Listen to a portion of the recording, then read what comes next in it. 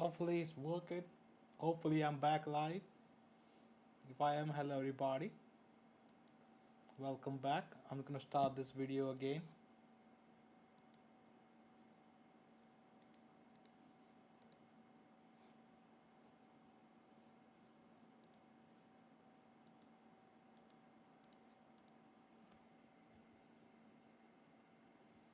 Let's see if I'm live.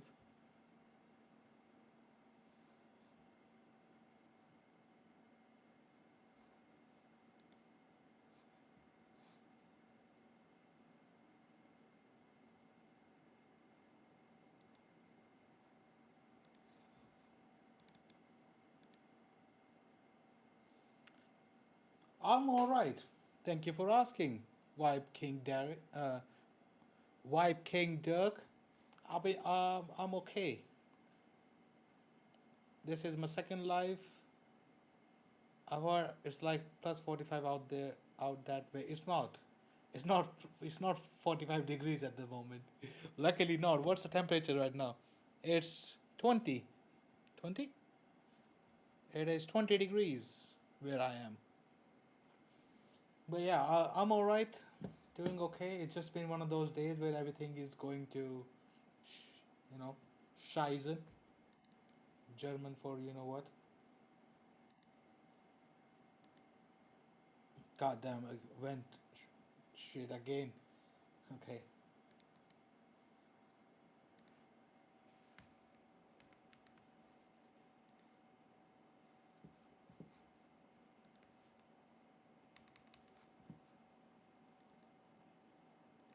That is not the right thing. Hopefully this should work. But yeah, Derek, the thing that I record my videos with, my camera, it stopped working. It gave up on me today. So right now I'm just gonna watch some YouTube and chill with you guys.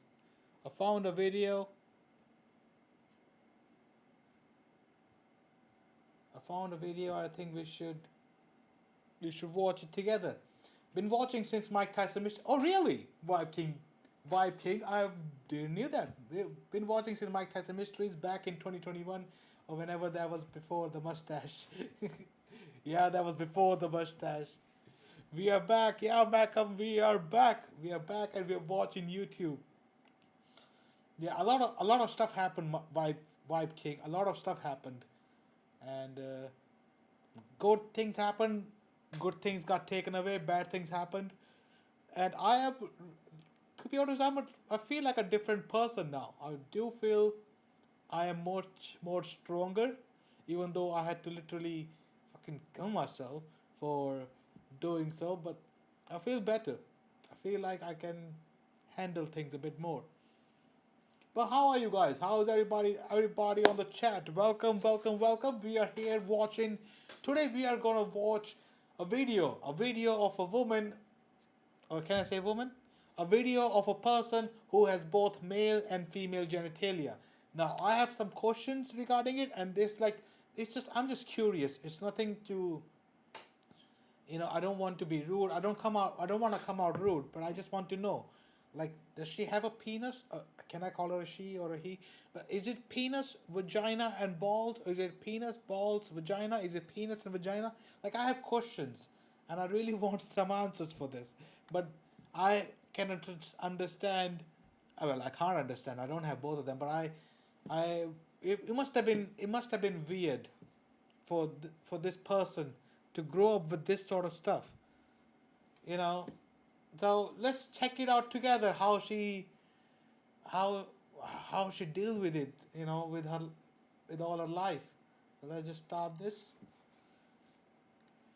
This one's called "I was born with both male and female parts." Genital adrenal hyperplasia. And how does having two parts of genitals make her bone density of a 60-year-old woman? Maybe that comes with the illness. Oh, she didn't tell us about the penis. Does she have a penis? Does she have a penis? Like, she told about her cervix and a clitoris and having a little bit of balls as well. But when she said the doctor doesn't know if she's a male or a female, he must have seen a penis as well, right? Or maybe it's just that she has a vagina and balls, and that's it. Okay, that kids are worst when it comes to bullying. They're the fucking worst. Why would you do that? But at that time, doctors had to make a choice, and they have to. I mean, you did say you felt more like a girl, so I suppose doctor did the right thing taking off the testicles. The fact, like, some people don't want kids, but at least they like the idea that they can have it if they wanted to. She she can adopt. Aaron says that got to be so painful. Dollar-cents is the, yeah, I know it is. Yeah, you're doing good, and there's again nothing wrong with her. She can always adopt kids.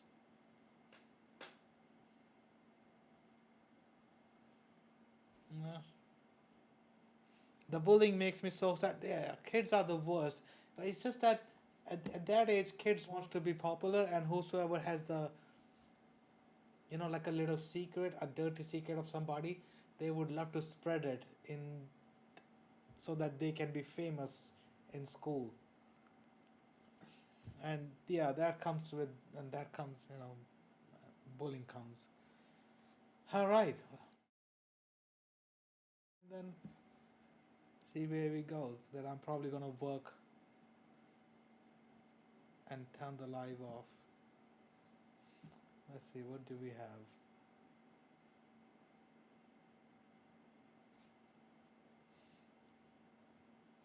What did ancient humans do at night? All right, let's make an intro for this. Right, let's see.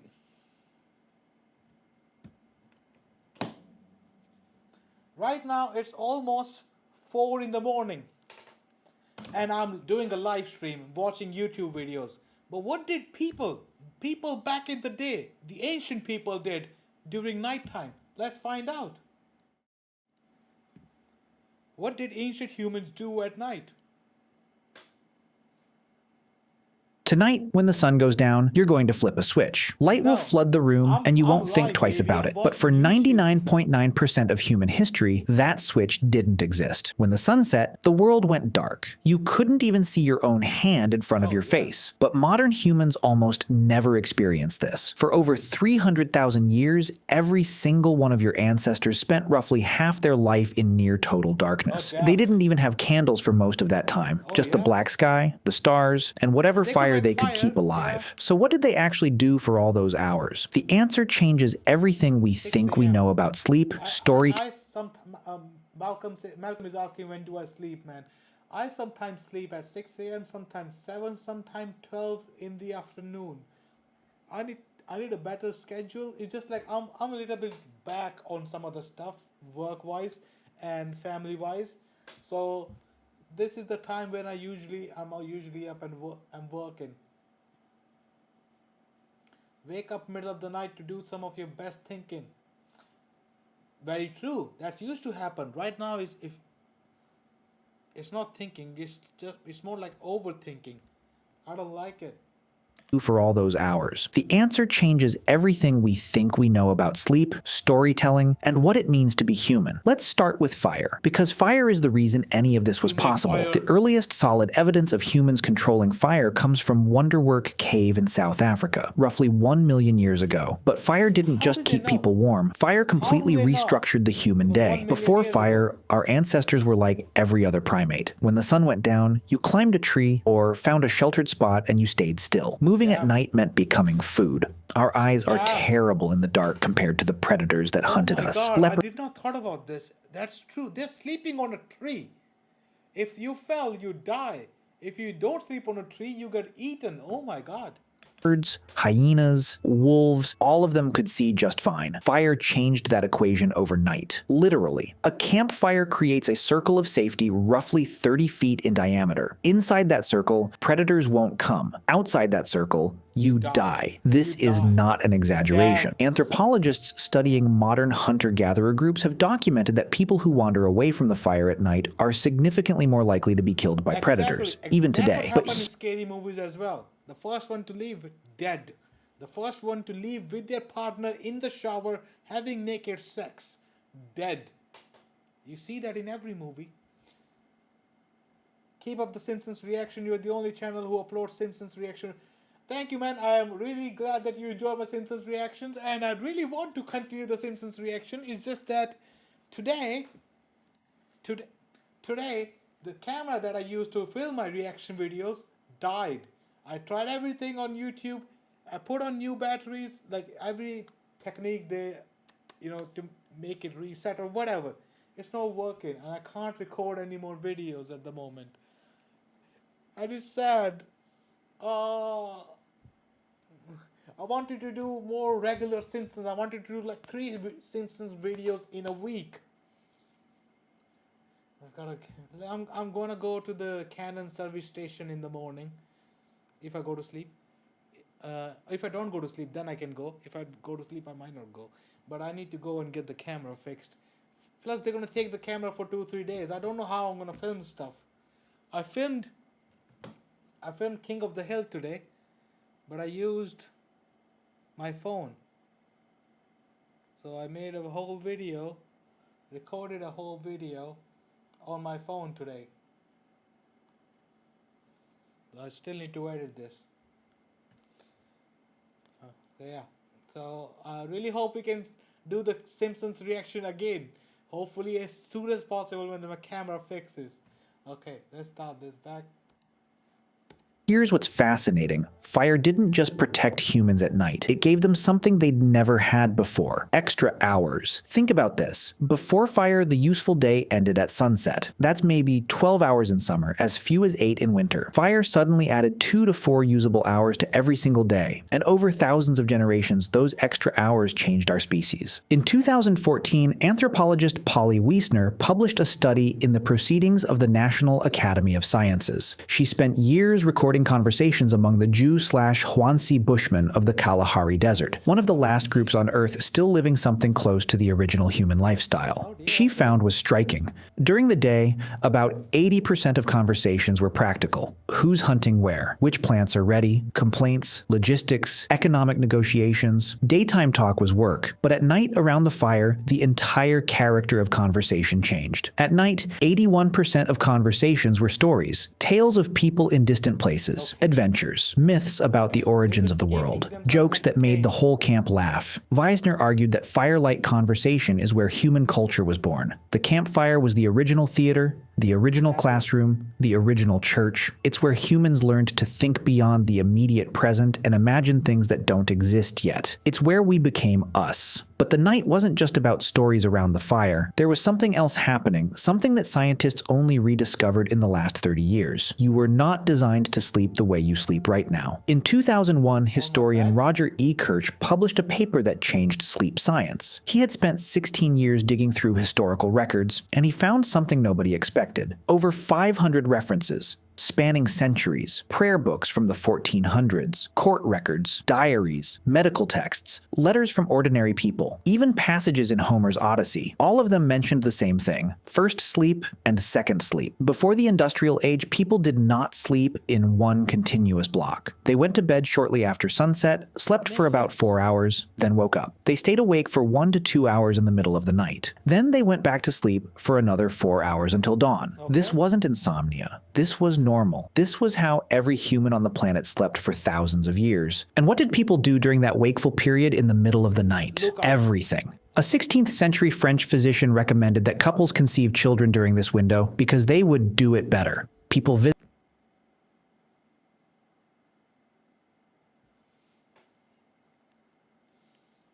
I am in that window at the moment. And I tell you this, that they are so true. You do it better at nighttime, even if you are alone with your hand. It's just better at nighttime. Imagine, like in those days, you have to, bang somebody. When I say bang, you mean like shag. You have intercourse with somebody, and you have to be fast You can't wait around for the orgasm, wait around for the woman to have orgasm. You just gotta come in her and leave, because if not, you get eaten by a tiger or a lion. So you have to come fast in those days.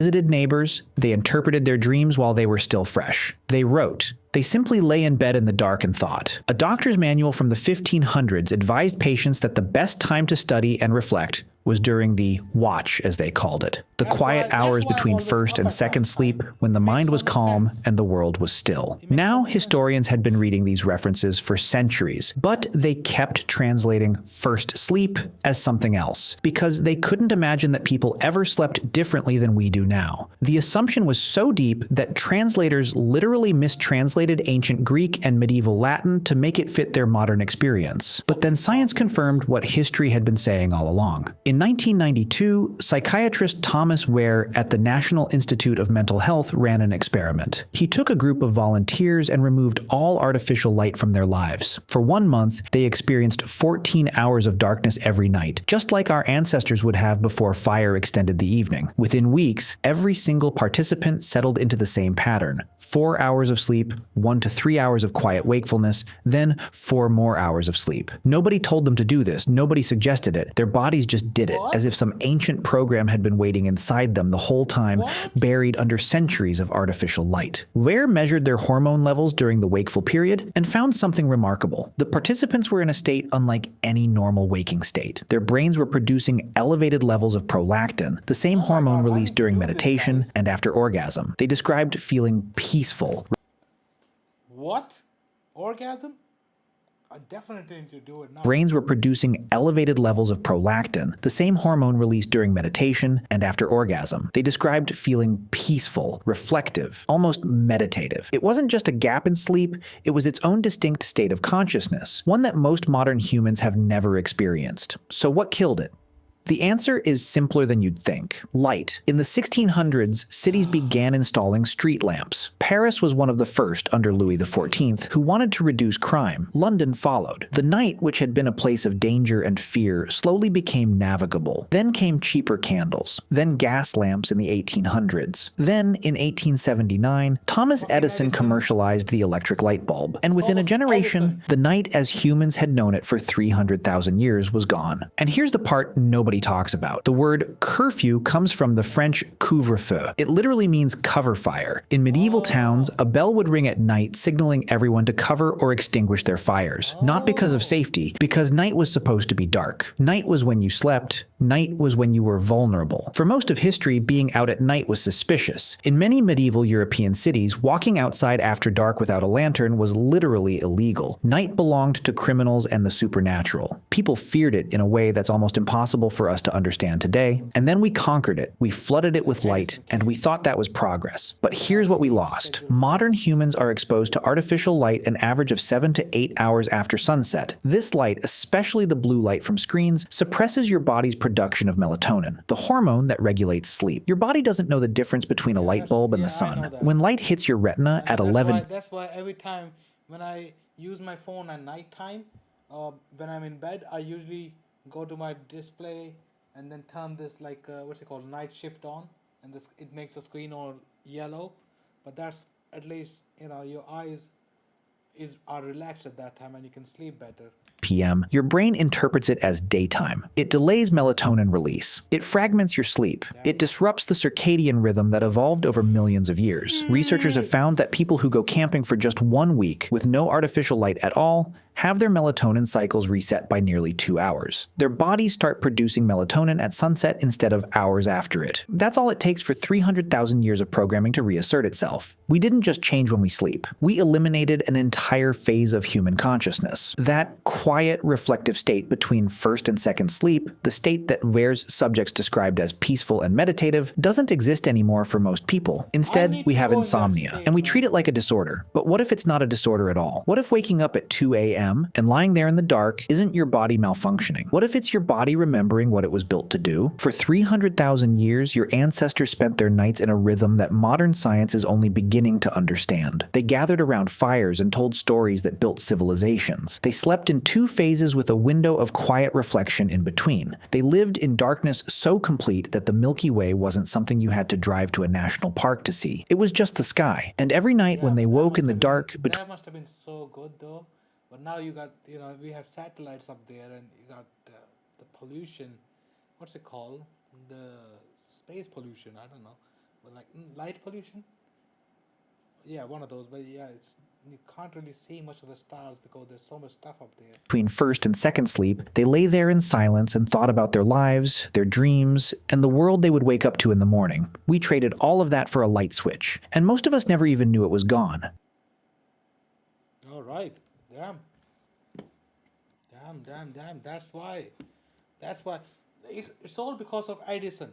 We could all have like these mental orgasm, as the guy just told us, if we just go to bed for 4 hours, then wake up for 2 hours, and then go to bed for another 4 hours. We'll have orgasm all day. Mental orgasms, but we can't because of Thomas Edison. Yeah, people, I'm sorry, I wanted to be live for a bit more, but I need to get back to work and get this music video done because I need to send something to the client tomorrow and get this video done before I leave for my holiday, which is on the 27th. And also this video is releasing on the 27th and I still have not finished it. I need to finish it. And tomorrow morning I have to also go get my camera fixed, go to Canon Service Center, see what's up with it, why did it stop working. But yeah, I just wanted to chat for a bit, that's all. Thank you all for joining. I'm going to have another live tomorrow. Make sure you